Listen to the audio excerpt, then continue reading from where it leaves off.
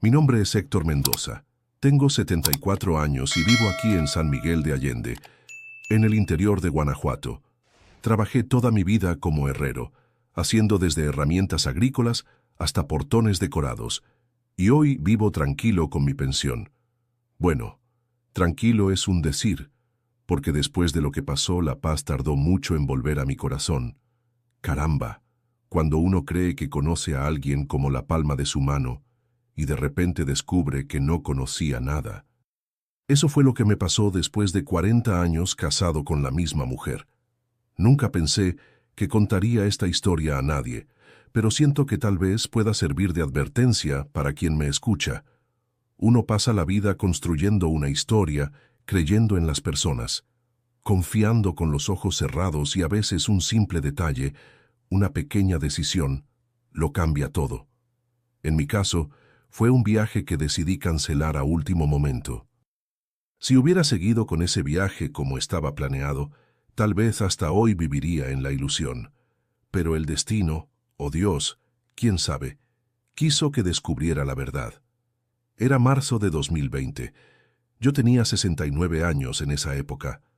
Isabel y yo llevábamos casados 4 décadas, toda una vida juntos. Criamos 2 hijos, construimos nuestra casa en el terreno que heredé de mi padre. Aquel mes necesitaba viajar hasta Querétaro para visitar a mi hermano Néstor, que estaba enfermo. Ella no iba a acompañarme porque dijo que tenía compromisos con el grupo de la iglesia, todo normal, sin nada extraño. Incluso había comentado que aprovecharía mi ausencia para hacer una limpieza general en la casa y donar algo de mi ropa vieja. Ya había sucedido otras veces. Yo viajaba solo, ella se quedaba. Nunca sospeché nada. El viaje estaba programado para un miércoles. Me quedaría una semana fuera de casa. El martes por la noche, preparé la maleta, separé las medicinas. Isabel hasta hizo un pan de elote para que le llevara a Néstor, que siempre le gustó. De madrugada recibí una llamada de mi sobrino diciendo que Néstor había sido internado y que era mejor que pospusiera la visita por algunos días.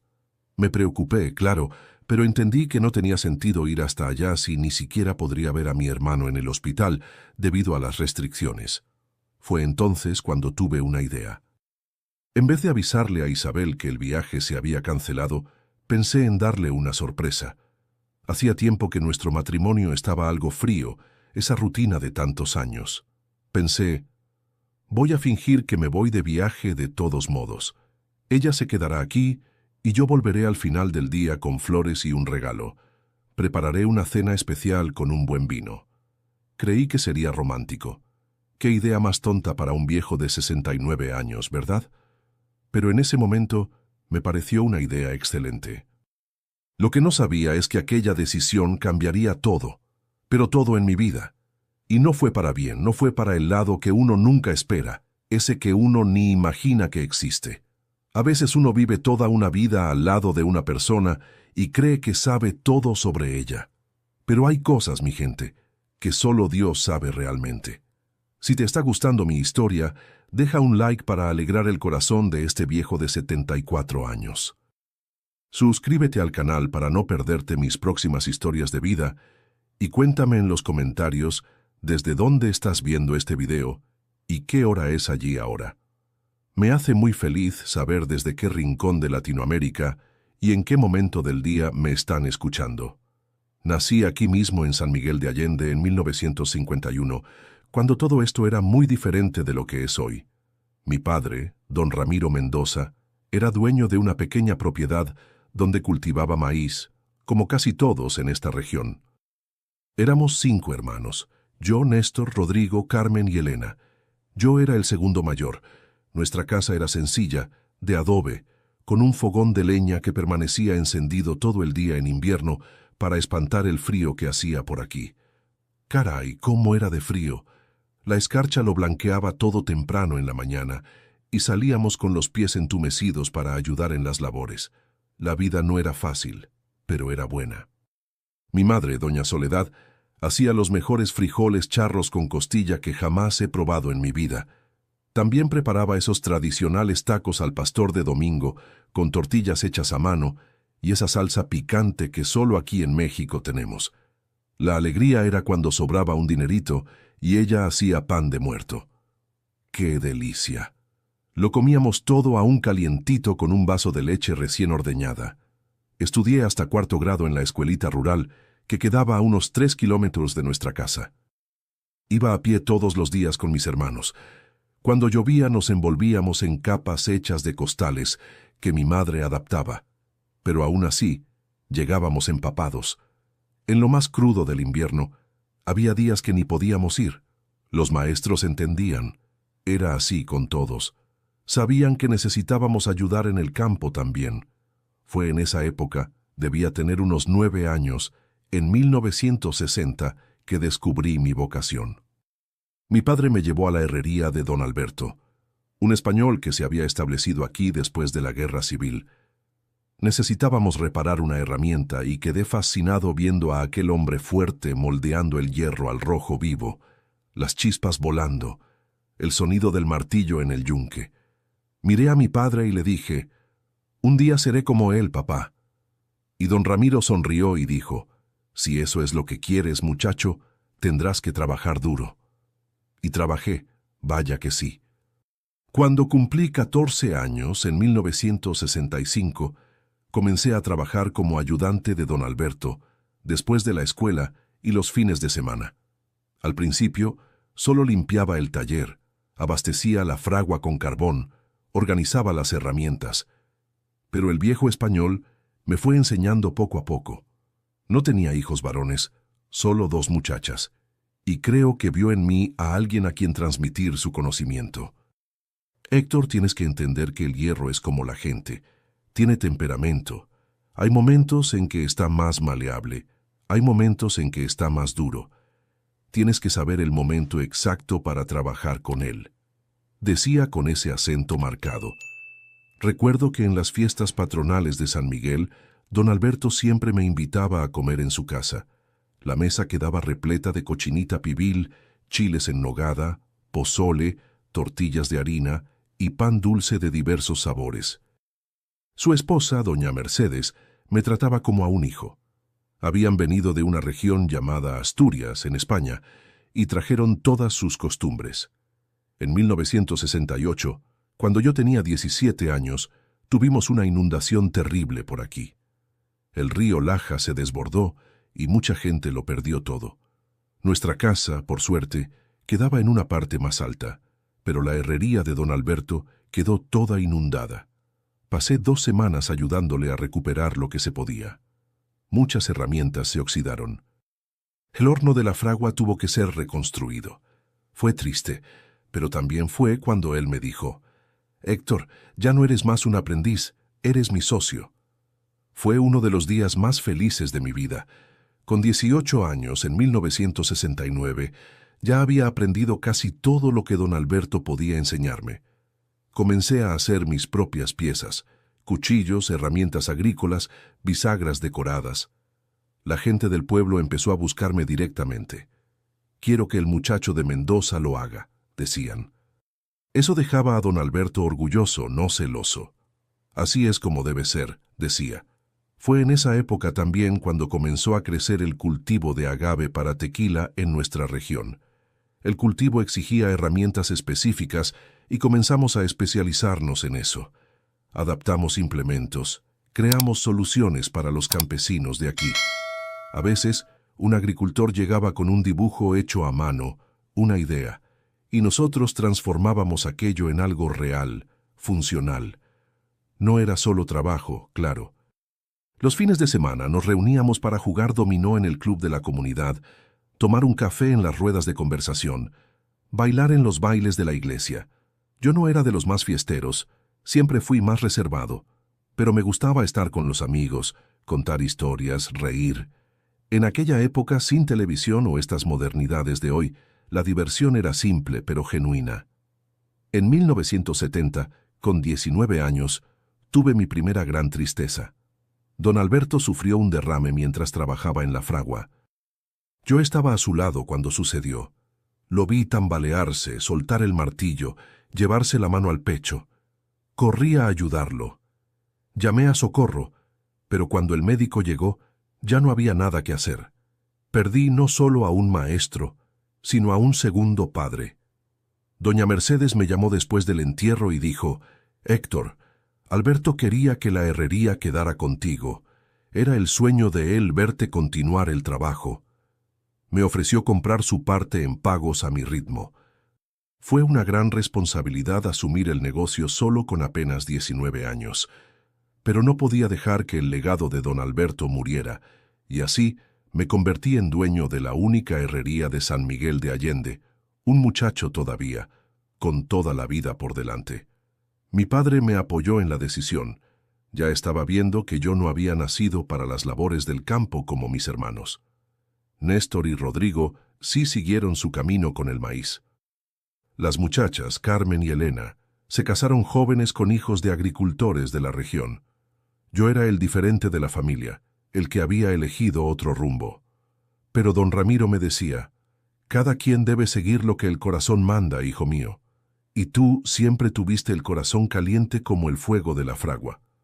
Fue en 1972, con 21 años, que conocí a Isabel. Había venido de Querétaro para trabajar como maestra en nuestra escuela municipal. En aquella época, San Miguel estaba creciendo. Las familias se establecían y se necesitaban más maestros. Isabel llegó para dar clases en primaria. Era una muchacha bonita, de cabello oscuro y largo, ojos castaños y una manera delicada de hablar que me llamó la atención desde el primer día que la vi. Recuerdo como si fuera hoy. Entró en mi herrería trayendo una campana pequeña que usaban en la escuela para llamar a los alumnos. La campana se había rajado y quería saber si tenía arreglo. «¿Es usted el herrero?», preguntó, mirándome un poco sorprendida por ser yo tan joven.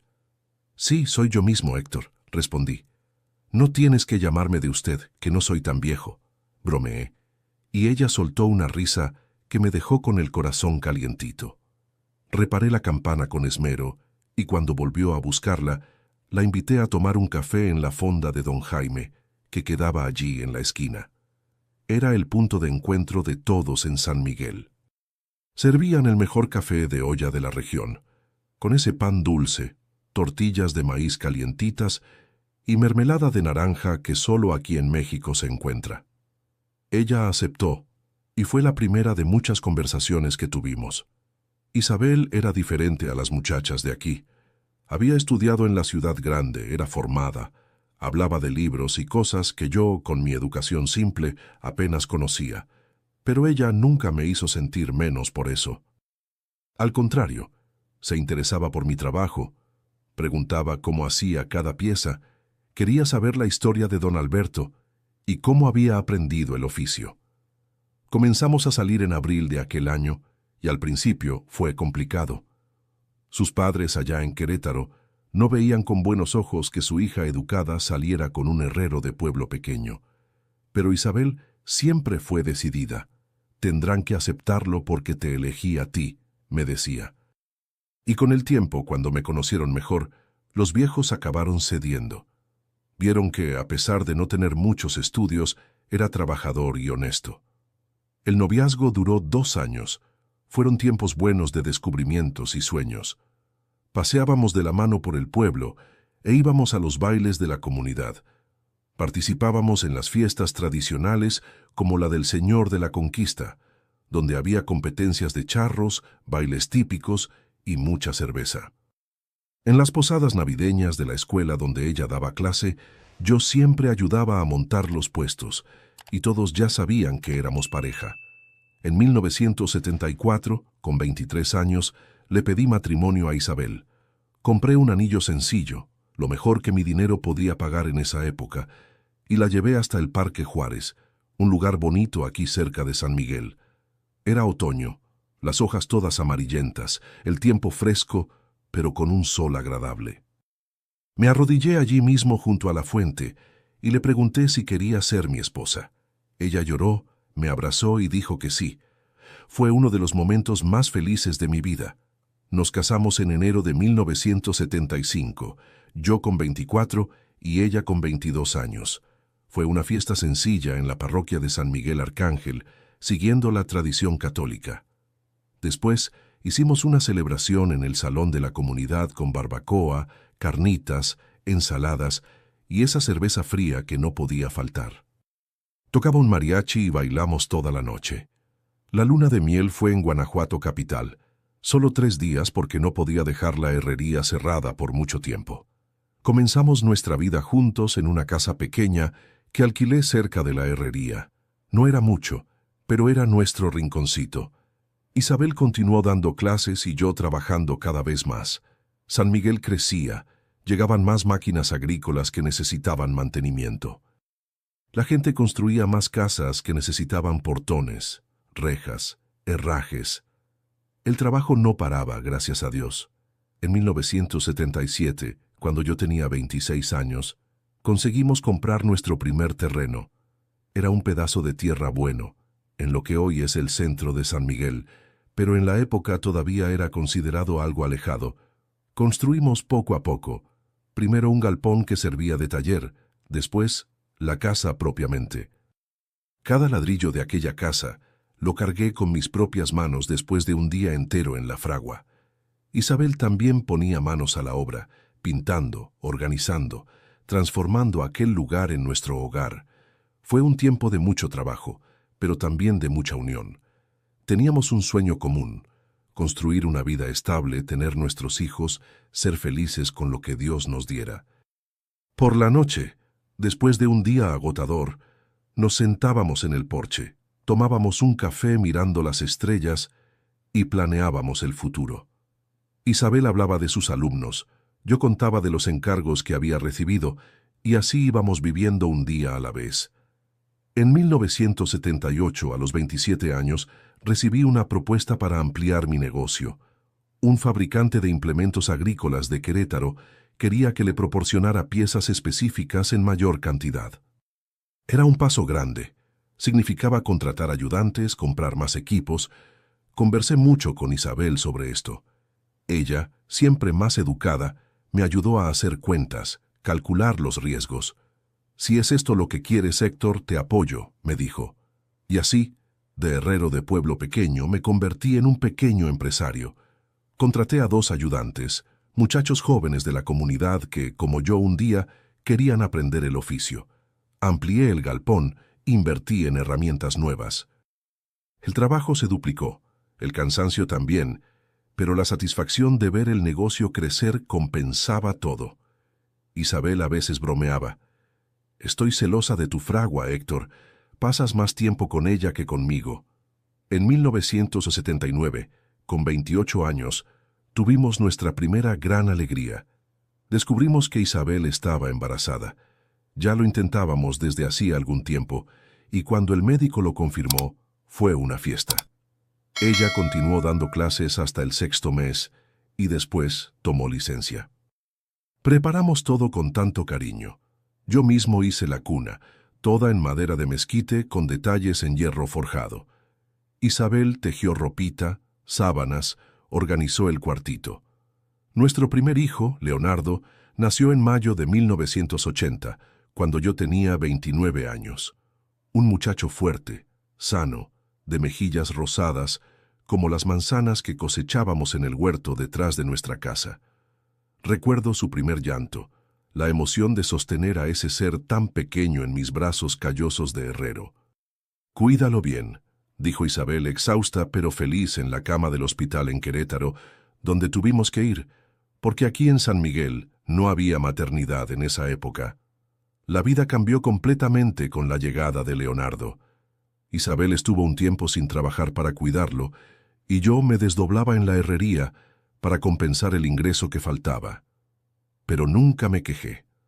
Cada sonrisa de mi hijo, cada descubrimiento suyo, valía todo el esfuerzo.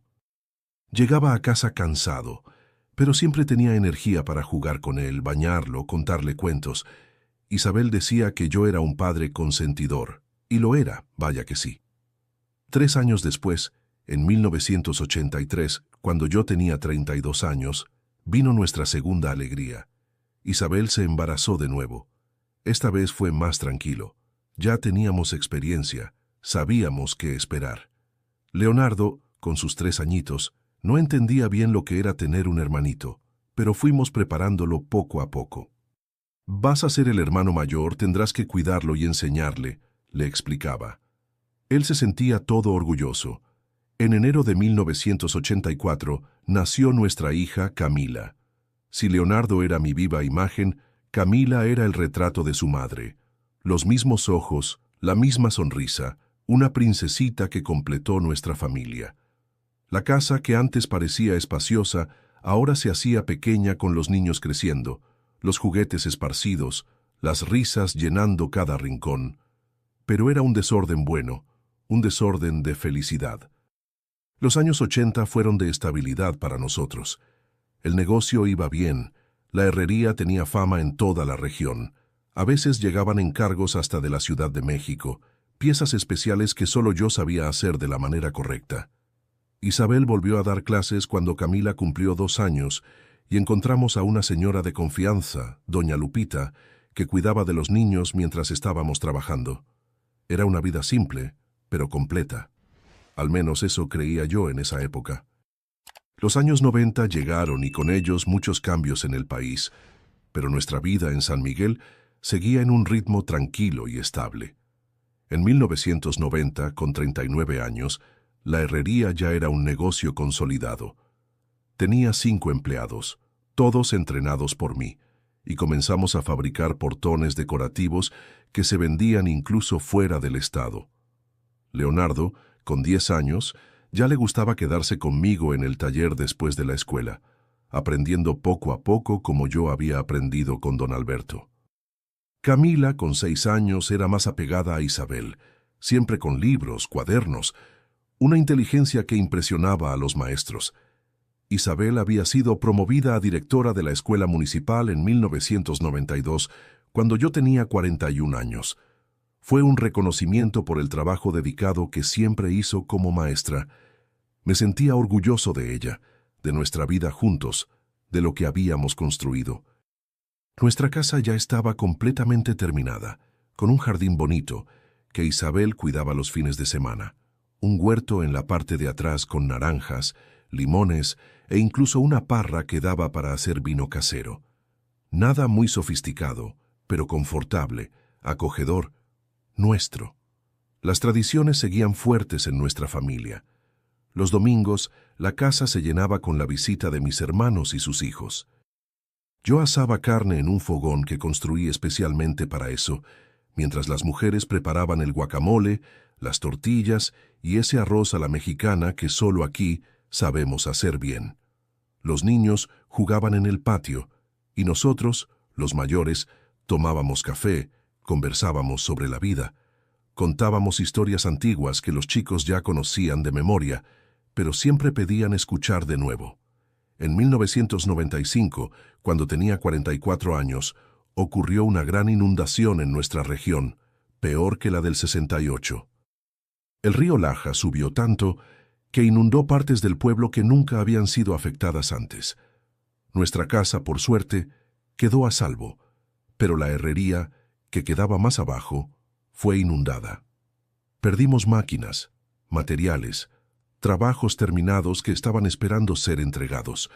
Fue un golpe duro, pero la comunidad se unió. Los empleados, los vecinos, todos ayudaron en la limpieza y recuperación. Fue ahí cuando vi el valor de haber construido buenas relaciones a lo largo de la vida. Isabel fue incansable en ese periodo. Organizó colectas en la escuela, consiguió donaciones, se desdobló entre su trabajo y ayudarme a reconstruir el negocio. Los hijos también hicieron su parte. Leonardo, con 15 años, trabajó a mi lado como un hombre hecho y derecho, y Camila, con 11, ayudaba a su madre con las listas de donaciones y lo que fuera necesario. Aquella tragedia, por más difícil que haya sido, acabó acercando aún más a nuestra familia. En 1996, conseguimos no solo recuperar lo que habíamos perdido, sino mejorar. Construí la herrería en un lugar más alto. Ampliamos el espacio, compramos equipos más modernos. El negocio creció tanto que necesité contratar a 2 empleados más. Yo ya no trabajaba tanto en la fragua como antes. Me había convertido más en un administrador, pero todavía hacía cuestión de tomar el martillo de vez en cuando principalmente cuando aparecía algún trabajo más delicado o artístico. Era lo que más me gustaba. El tiempo iba pasando y los hijos creciendo. Leonardo terminó la preparatoria en 1998, cuando yo tenía 47 años, y decidió que quería seguir en el ramo de la metalurgia. «Papá, quiero estudiar ingeniería mecánica», me dijo. Fue un orgullo tan grande. Mi padre apenas había podido darme la primaria y yo estaba pudiendo mandar a mi hijo a la universidad en la Ciudad de México. Camila todavía estaba en secundaria, pero ya demostraba interés por la literatura y la historia, saliendo a su madre. En el cambio al año 2000, con 49 años, nuestra vida parecía perfecta. Isabel y yo cumplimos 25 años de matrimonio e hicimos una bonita fiesta para renovar los votos. Ella estaba preciosa ese día, con un vestido azul claro que resaltaba sus ojos. Nuestros hijos, los parientes, los amigos que hicimos a lo largo de la vida, todos estaban allí para celebrar con nosotros. Recuerdo mirar alrededor durante la fiesta y pensar, lo logramos, todo lo que soñamos hace tanto tiempo está aquí. En 2002, cuando tenía 51 años, Leonardo se graduó y volvió a San Miguel. Había recibido propuestas para trabajar en grandes empresas en la Ciudad de México, pero eligió volver y trabajar conmigo. «Quiero modernizar la empresa, papá. Hay muchas cosas que aprendí, que pueden ayudarnos a crecer aún más», me dijo con ese entusiasmo de joven recién graduado. Y fue lo que hicimos. Su conocimiento de ingeniería, sumado a mi experiencia práctica, dio un nuevo impulso al negocio. Camila, por su parte, eligió otro camino. En 2003, con 19 años, aprobó el examen para estudiar letras en la Universidad de Querétaro. Iba y volvía todos los días en autobús. Era agotador, pero no quería salir de casa. «Prefiero la tranquilidad de San Miguel que el ajetreo de la ciudad grande», decía. Isabel la ayudaba con los trabajos de la facultad, revisaba los textos, discutía los libros que Camila tenía que leer. Era bonito ver a las dos juntas, tan parecidas en su manera de hablar, de pensar. Nuestra rutina en esa época era tranquila. Yo salía temprano para la herrería, que ahora llamábamos Metalúrgica Mendoza. Isabel para la escuela, los hijos para sus respectivos compromisos. Nos encontrábamos por la noche para la cena, siempre juntos a la mesa, contando cómo había sido el día. Los fines de semana, a veces íbamos a pescar al estanque de don Roberto, un vecino que tenía una propiedad bonita con un lugar para pescar. Otras veces íbamos hasta Querétaro a ver una película en el cine o cenar fuera para variar. En 2006, cuando yo tenía 55 años, Camila se graduó y comenzó a dar clases de español en la misma escuela donde su madre era directora. Fue otro motivo de orgullo ver a mi hija siguiendo los pasos de Isabel, con la misma dedicación, el mismo cariño por los alumnos. Isabel entonces, con 53 años, ya hablaba de jubilarse en los próximos años, y la idea era que Camila pudiera eventualmente asumir la dirección de la escuela también.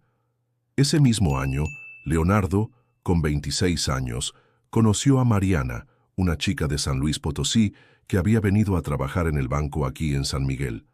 Comenzaron a salir y pronto vimos que era algo serio. Él siempre la traía a las comidas del domingo, y ella se integró bien a la familia. Le gustaba ayudar en la cocina. Aprendió a hacer las comidas típicas de aquí que a él le gustaban. Se llevaba bien con Isabel y Camila. En 2008 se casaron. Una bonita fiesta en el salón de la comunidad, como había sido la nuestra décadas atrás.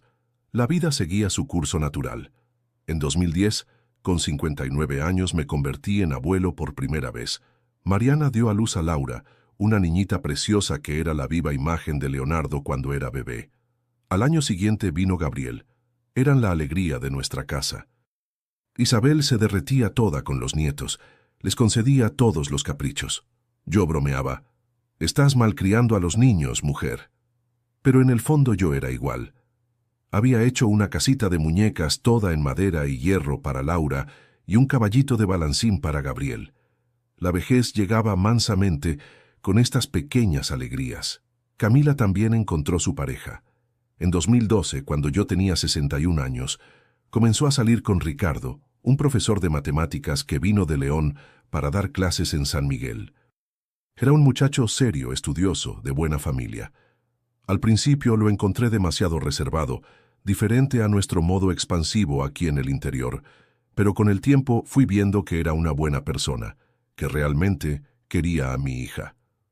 Se casaron en 2014, una ceremonia más pequeña que la de Leonardo, pero igualmente emocionante. Isabel se jubiló en 2015, cuando yo tenía 64 años. Después de más de 40 años dedicados a la educación en San Miguel, le hicieron una fiesta sorpresa en la escuela con la presencia de exalumnos, algunos ya con hijos que también habían sido alumnos suyos. Fue muy emocionante ver el impacto que había causado en la vida de tanta gente. Yo estaba muy orgulloso de mi esposa, de la compañera que había elegido para la vida. En cuanto a mí, ya había pasado la mayor parte de la administración de la metalúrgica a Leonardo, pero todavía iba allí casi todos los días. No puedo quedarme quieto, decía. Me gustaba conversar con los clientes antiguos, dar un consejo aquí y allá, ver el negocio que había empezado tan pequeño ahora dando empleo a casi 20 personas. Era una satisfacción, una sensación de deber cumplido. Nuestros días eran más tranquilos. Ahora Isabel se dedicaba al jardín, a la lectura, a los nietos que venían a pasar las tardes con nosotros. Yo tenía más tiempo para pescar, para encontrar a los amigos en el club de los veteranos, donde jugábamos cartas y recordábamos los viejos tiempos. A veces viajábamos para conocer lugares que nunca habíamos tenido tiempo de visitar antes. Fuimos a Valle de Bravo, Taxco, llegamos hasta Oaxaca en una excursión organizada por el club. Era una buena fase de cosechar lo que habíamos sembrado a lo largo de tantos años. Los años siguieron tranquilos hasta 2018, cuando yo tenía 67 años. Fue en ese año que comencé a notar algunos cambios sutiles en Isabel. Pequeñas cosas, nada que me hiciera sospechar algo grave, pero lo suficientemente extrañas para llamar mi atención. Ella, que siempre había sido casera, comenzó a salir más. Al principio eran actividades normales, grupo de tejido con las amigas los martes, voluntariado en la iglesia los jueves, club de lectura los sábados. Todo parecía legítimo y hasta me parecía bueno que estuviera teniendo sus propias actividades en la jubilación. Está bien que tengas tus cosas, Isabel le decía. Después de tantos años trabajando, mereces disfrutar. Y ella sonreía, me daba un beso en la frente y decía, es bueno tener en qué ocupar la mente, Héctor. Uno no puede quedarse quieto esperando que pase el tiempo. Pero poco a poco, comenzaron a aparecer cosas que no cuadraban. Una vez dijo que iba al club de lectura, y cuando comenté al día siguiente con doña Consuelo, nuestra vecina, que también participaba en el grupo, ella pareció confundida. Pero no hubo reunión ayer, don Héctor. Se canceló porque doña Teresa, que iba a presentar el libro, se enfermó. Cuando le pregunté a Isabel sobre esto, cambió de tema. Dijo que yo debía haber entendido mal el día. En otra ocasión, llegó a casa con un vestido nuevo, muy bonito, diferente al estilo que solía usar. Cuando la elogié, se sintió un poco incómoda, como si no quisiera llamar la atención sobre aquello. Las chicas de la iglesia me convencieron de comprarlo. Dijeron que estaba en oferta, explicó rápidamente, guardando el vestido en el fondo del armario. Noté también que comenzó a cuidar más su apariencia. No es que fuera descuidada antes, pero ahora iba más veces al salón de belleza. Comenzó a teñirse el cabello con más frecuencia, compró cremas nuevas. Es que ahora tengo tiempo para cuidarme mejor, justificaba cuando yo comentaba. A finales de 2018, Isabel comenzó a tener un celular siempre cerca. Antes apenas usaba el aparato, lo dejaba tirado en cualquier rincón de la casa. A veces ni lo atendía cuando sonaba. Ahora el teléfono estaba siempre con ella. Incluso lo llevaba al baño cuando iba a ducharse. Una noche me desperté de madrugada y ella no estaba en la cama. La encontré en la cocina, a oscuras, mandando mensajes a alguien. Cuando le pregunté qué estaba haciendo, se asustó. Casi deja caer el celular. «Ay, Héctor, qué susto. Es Camila, tiene insomnio y estamos conversando». Al día siguiente, Casualmente le pregunté a nuestra hija si tenía problemas para dormir. Ella pareció confundida. No, papá. Estoy durmiendo como una piedra. ¿Por qué? No le conté sobre la conversación nocturna de su madre. No quería crear problemas, ni parecer un viejo paranoico. Tal vez hubiera sido solo un malentendido, pero las pequeñas inconsistencias se fueron acumulando. En enero de 2019, cuando yo tenía 68 años, Isabel anunció que iba a comenzar un curso de informática en Querétaro. No quiero quedarme atrás en estas tecnologías, dijo. El curso sería 2 veces por semana, martes y jueves por la tarde. Me pareció razonable. Hasta me ofrecía llevarla a la terminal de autobuses los días de clase, solo que después de algunas semanas recibí una llamada de Joaquín, un viejo amigo que vive en Querétaro. Me había visto en la terminal y llamó para que tomáramos un café. Durante la conversación, comenté que estaba esperando a Isabel, que estaba en el curso de informática. ¿Qué curso es ese? Mi Dolores hizo todos los cursos para la tercera edad aquí en la ciudad y nunca mencionó ninguno de informática. Extrañó. Aquello quedó martilleando en mi cabeza. Cuando Isabel volvió, le pregunté detalles sobre el curso. ¿Dónde era exactamente? ¿Quién más participaba? ¿Qué estaban aprendiendo? Ella respondió todo sin vacilar, pero había algo en su mirada que no me convencía. Aquella noche, mientras dormía, tomé su bolso y busqué algún material del tal curso. No encontré nada, ni apuntes ni notas, nada que indicara que realmente estaba estudiando informática. La semana siguiente, inventé un dolor de espalda y dije que no podría llevarla a la terminal. No hay problema, respondió prontamente. Puedo tomar el autobús aquí en la esquina. Después que salió, tomé una decisión que nunca pensé que tomaría. Resolví seguirla. Pedí a Marcos, un empleado de confianza de la metalúrgica, que me llevara en coche. Mantuvimos distancia. La vimos entrar en el autobús para Querétaro. Seguimos el autobús hasta la terminal. En Querétaro, Isabel no tomó el camino de ninguna escuela o centro comunitario. En vez de eso, entró en un café en el centro de la ciudad. Desde dentro del coche, a una distancia segura, vi cuando un hombre se acercó a su mesa. Era un señor bien arreglado. Debía tener unos 65 años, cabello canoso, bien cortado, ropa elegante. Se saludaron con un beso en la mejilla, nada muy íntimo. Podría ser apenas un amigo.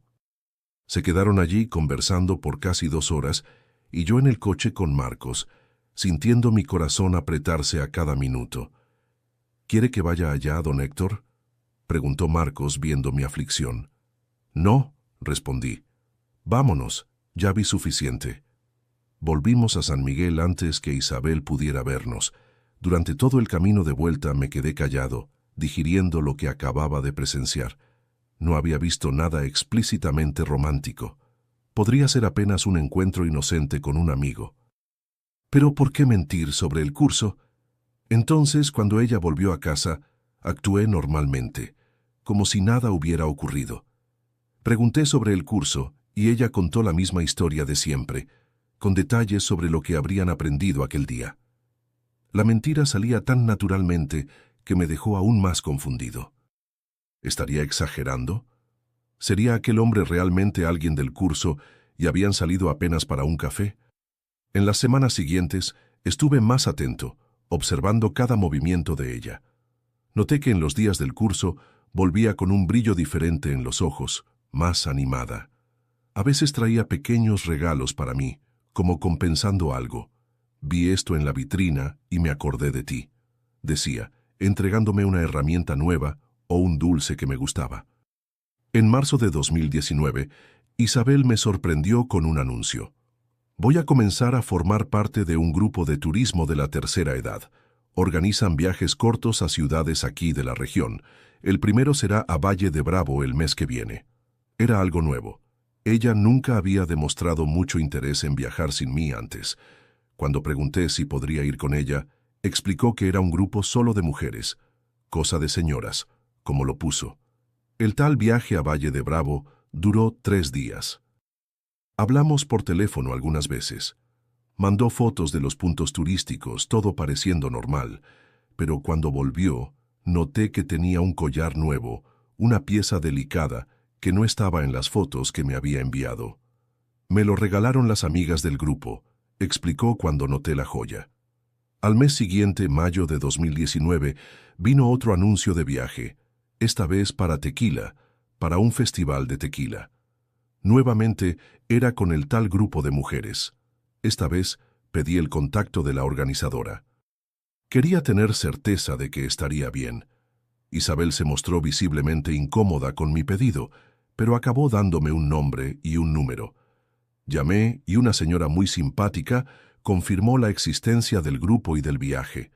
Más tarde, descubrí que era una amiga de Isabel que había aceptado confirmar la historia en caso de que yo llamara. Los viajes con el grupo se volvieron regulares, uno cada 2 o 3 meses. A cada regreso, Isabel parecía más distante, como si una parte de ella se hubiera quedado en otro lugar. Nuestra relación, que siempre había sido cercana, a pesar de los años, comenzó a enfriarse. Conversábamos menos, raramente salíamos juntos e incluso nuestra intimidad había disminuido considerablemente. En septiembre de 2019, encontré por casualidad un extracto de su tarjeta de crédito. Había gastos en un hotel en Celaya en un fin de semana que ella debería estar en casa. La confronté con esto y dijo que había sido un error de la operadora de la tarjeta, que ya había pedido la corrección. Acepté la explicación más por comodidad que por creer realmente. A finales de 2019, nuestro hijo Leonardo notó el cambio entre nosotros. ¿Está todo bien entre ustedes?, me preguntó un día cuando estábamos solos en la metalúrgica.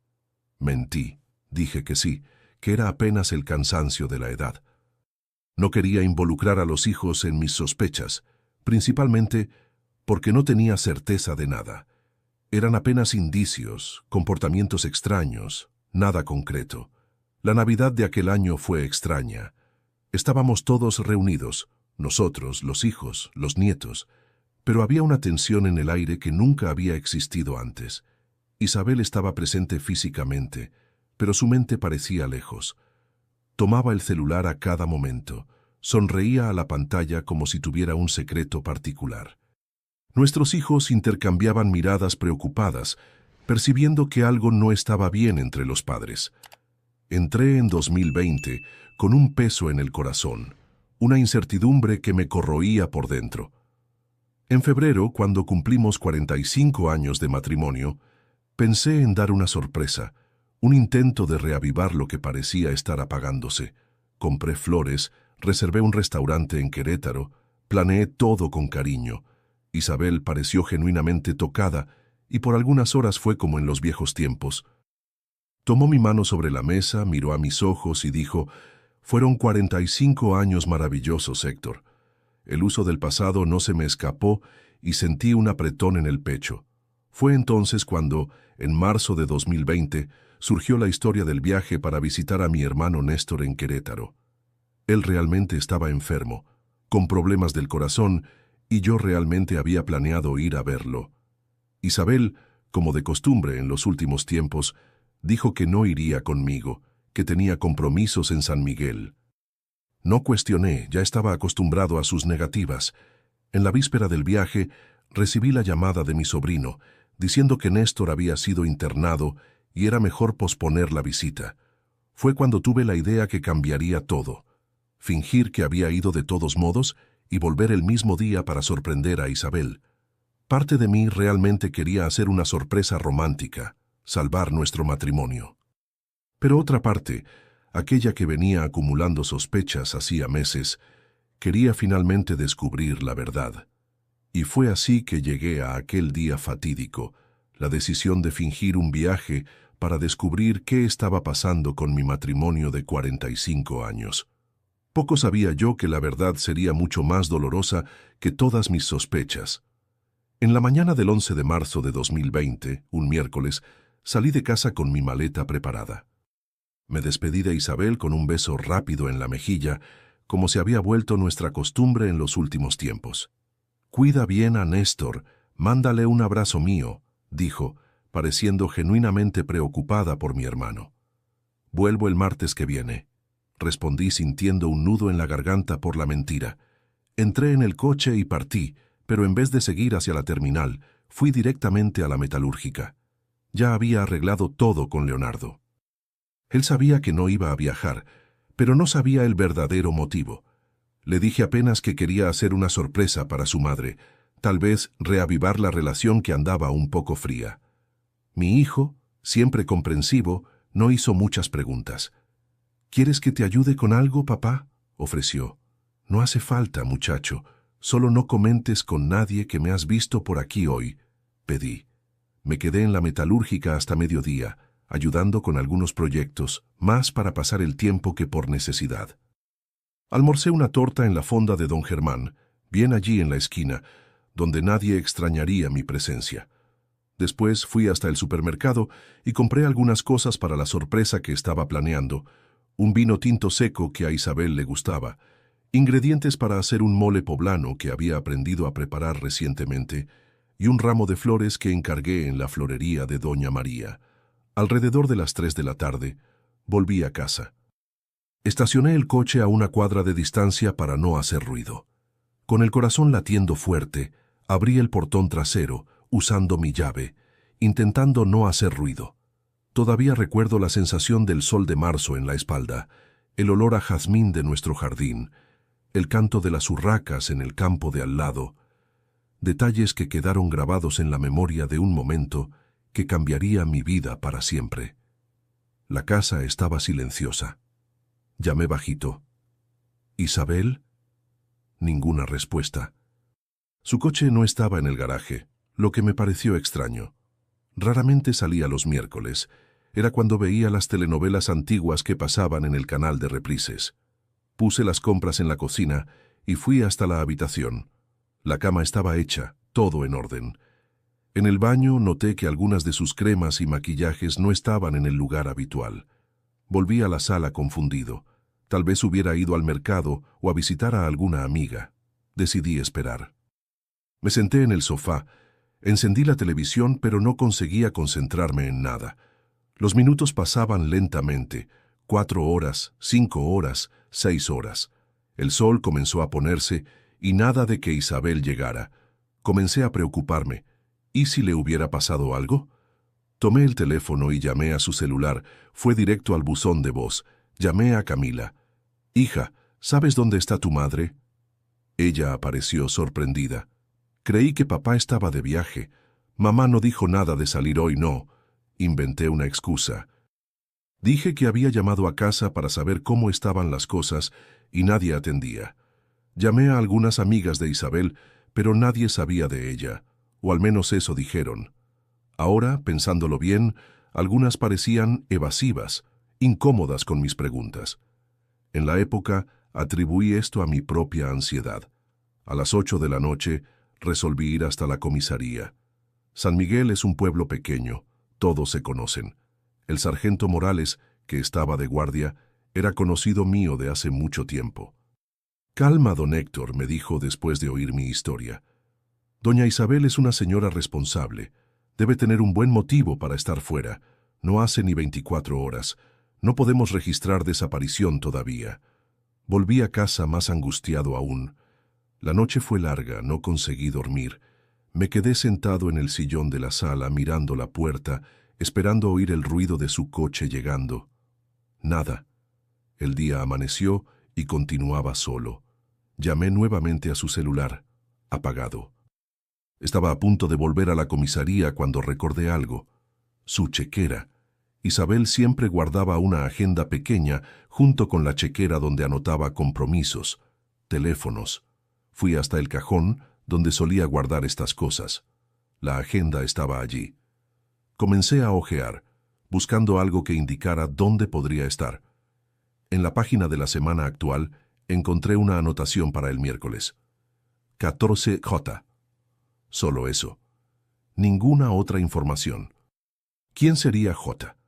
Continué hojeando y en varias fechas anteriores encontré la misma anotación. Siempre J. Siempre en días que ella decía tener compromisos fuera de casa. Fue entonces que recordé al hombre que había visto con ella en el café en Querétaro meses antes. ¿Sería él ese tal J? Volví a las páginas anteriores buscando más pistas. En la contracubierta de la agenda, encontré un número de teléfono anotado a lápiz sin nombre. Con las manos temblando, marqué el número en el teléfono de casa. Atendió al tercer tono, una voz masculina, grave. «Hola». Me quedé en silencio sin saber qué decir. «Hola, ¿quién habla?», insistió la voz. Colgué. Mi corazón latía tan fuerte que podía oírlo en mis oídos.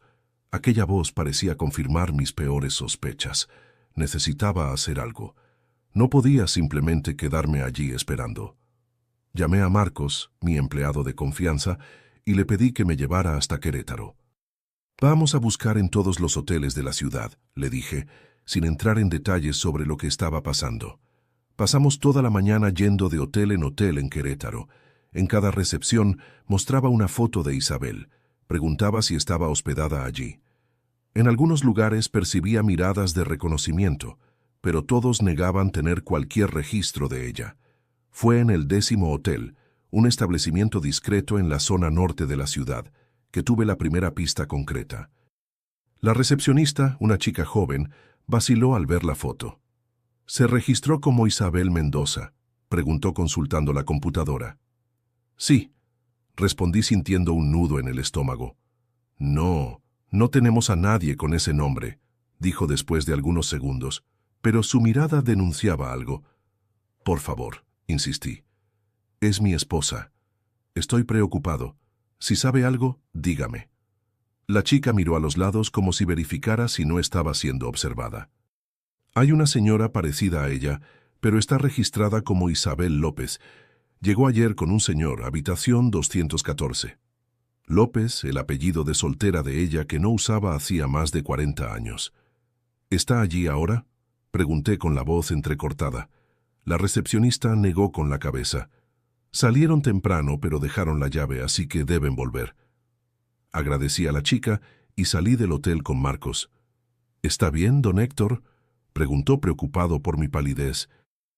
«No, no estoy bien», respondí honestamente, «pero necesito resolver esto. Puedes dejarme aquí y volver a San Miguel. Cualquier cosa te llamo». Después que Marcos partió, crucé la calle y entré en un café desde donde podía observar la entrada del hotel. Pedí un café negro que quedó frente a mí mientras mantenía los ojos fijos en la puerta del establecimiento. El tiempo pasaba lentamente, mediodía, 1 hora, 2 horas. A las 3:30 de la tarde, vi un coche estacionar frente al hotel. Era el coche de Isabel. Mi corazón se detuvo por un instante al verla bajar del lado del pasajero, sonriendo, pareciendo más joven y feliz de lo que la había visto en años. Del lado del conductor bajó un hombre alto, de cabello canoso, bien cortado, el mismo que había visto con ella en el café meses antes. Él puso el brazo alrededor de su cintura, con una intimidad que solo puede venir de mucho tiempo de convivencia, y juntos entraron en el hotel. Me quedé paralizado, incapaz de moverme. Una parte de mí quería cruzar la calle, confrontarlos allí mismo. Otra parte quería huir, fingir que nunca había visto aquello, pero sabía que necesitaba la verdad, por más dolorosa que fuera. Esperé 1 hora más, intentando reunir coraje. Finalmente, me levanté, pagué el café que ni había tocado y crucé la calle. En la recepción, la misma chica de antes me lanzó una mirada de comprensión. No necesité decir nada. Ella apenas asintió, indicando que la pareja todavía estaba en la habitación. Subí las escaleras lentamente. Cada escalón parecía